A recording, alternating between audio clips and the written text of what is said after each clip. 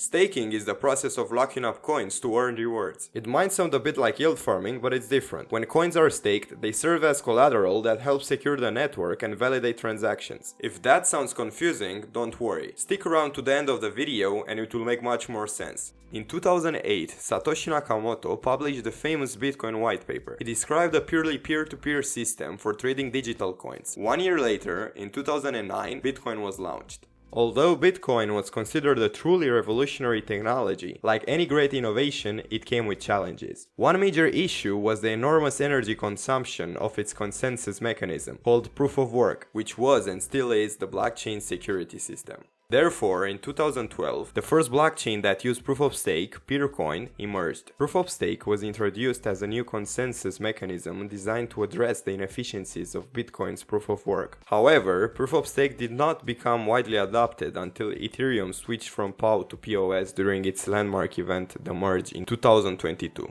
Now that you know why proof of stake was invented, let's find out how does it actually work. A validator is a participant in a proof of stake blockchain who stakes coins as collateral to help secure the network. Every 12 seconds on the Ethereum blockchain, a validator is chosen to verify and order transactions into a new block. Think of it like a referee. Validators decide which transactions are correct and which ones are not. Full nodes are participants in the network who run the blockchain software on their computers. Their sole purpose is to keep the network safe by independently verifying all transactions and blocks, essentially double-checking the validator's work. So, after a validator proposes a new block, full nodes double-check it, ensuring that the network runs correctly. Think of it like the referee's commission. They make sure the validator did his job right. If the nodes accept the newly proposed block, it is added to the blockchain, and the stakers receive their rewards in Ether. If the nodes reject the newly proposed block, it is discarded, and the chain simply continues from the last valid block with a new validator proposing the next one. Additionally, the validator that proposed the block is penalized, which can include the loss of some of their staked tokens.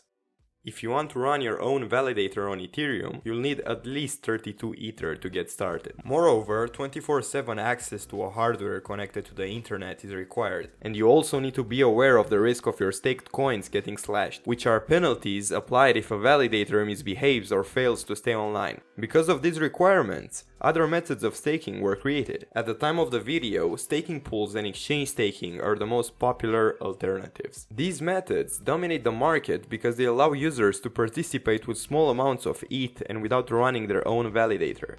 To recap, staking secures the network and earns rewards. First used in 2012 with Peercoin, proof of stake went mainstream with Ethereum's merge in 2022. Since running a validator requires 32 Ether and technical knowledge, most people participate through staking pools or exchanges with smaller amounts. So now you've learned about staking and how proof of stake works. Check out the next videos in the series to learn more about crypto.